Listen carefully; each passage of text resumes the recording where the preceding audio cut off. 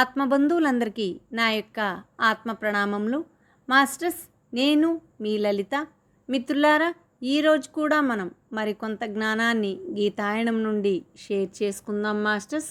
ముందుగా మనం షేర్ చేసుకోబోతున్న జ్ఞానం 18వ అధ్యాయం మోక్ష సన్యాస యోగం నుండి 29వ శ్లోకం.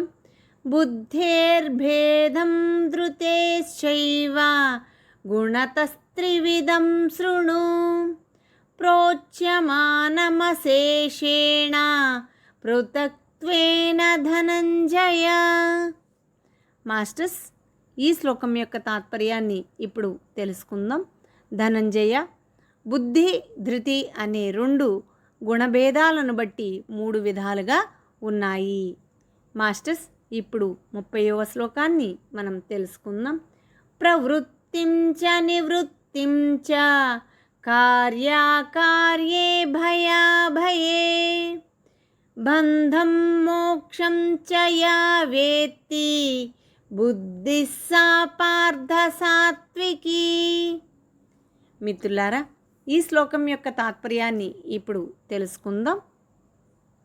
గృహస్థాశ్రమంలో ఉంటూ ఫలాసక్తి లేకుండా కర్తవ్య కర్మలను ఆచరించే అంటే ప్రవృత్తి నివృత్తి, సంసారాన్ని వదిలి పరమాత్మపైనే నిరంతరం లగ్నమై ఉండే మార్గాలను, కర్తవ్య అకర్తవ్యాలను, భయ అభయాలను, బంధ మోక్షాలను యథార్థంగా తెలుసుకోగలిగిన బుద్ధి సాత్విక బుద్ధి.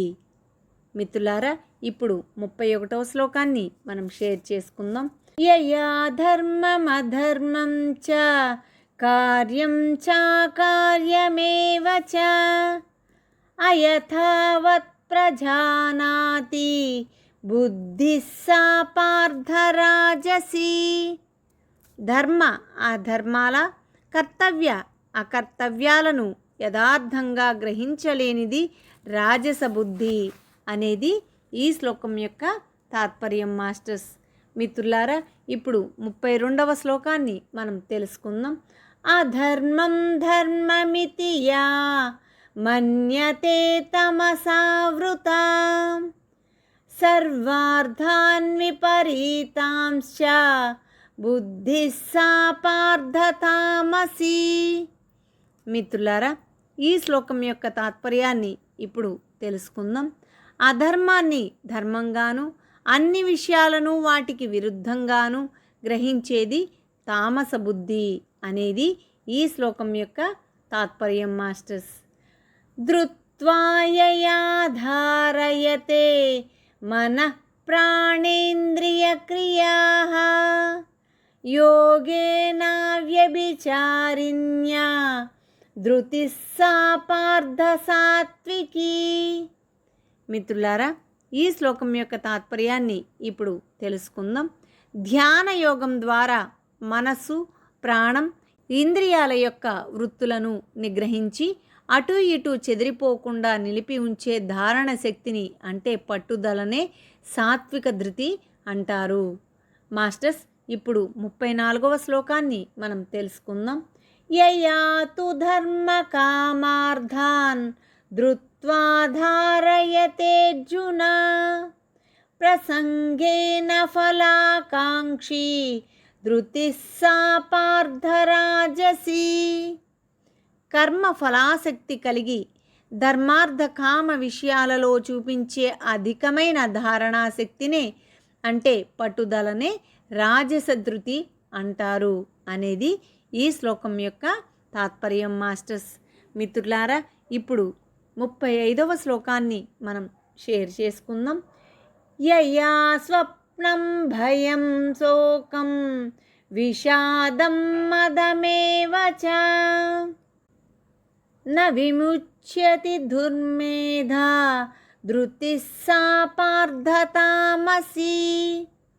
నిద్ర, భయం, శోకం, విషాదం, గర్వం అనే వాటిని ధారణ చేస్తూ వాటికి లోనవుతూ ఉండే ధృతి తామస ధృతి అనబడుతుంది అనేది ఈ శ్లోకం యొక్క తాత్పర్యం మాస్టర్స్. మిత్రులారా, మరి మనం తామస, రాజస, సాత్విక ధృతులను గురించి ఈరోజు మనం తెలుసుకున్నాం కదా.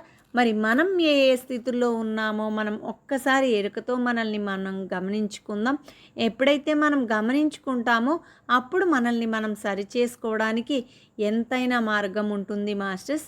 మరి వెంటనే సరి అయిపోవాలి అనే ఆ తొందరపాటుతో కాకుండా మనల్ని మనం ప్రతి క్షణం ప్రతి పనిలోనూ మనల్ని మనం గమనించుకుంటూ చూసుకుంటూ మనం అత్యద్భుతమైన ధ్యాన మార్గంలో జ్ఞాన మార్గంలో ప్రయాణం చేద్దాం masters. Thank you very much. మరిన్ని వీడియో నోటిఫికేషన్స్ కోసం ఈ ఛానల్ని సబ్స్క్రైబ్ చేయండి, లైక్ చేయండి, షేర్ చేయండి. Thank you masters.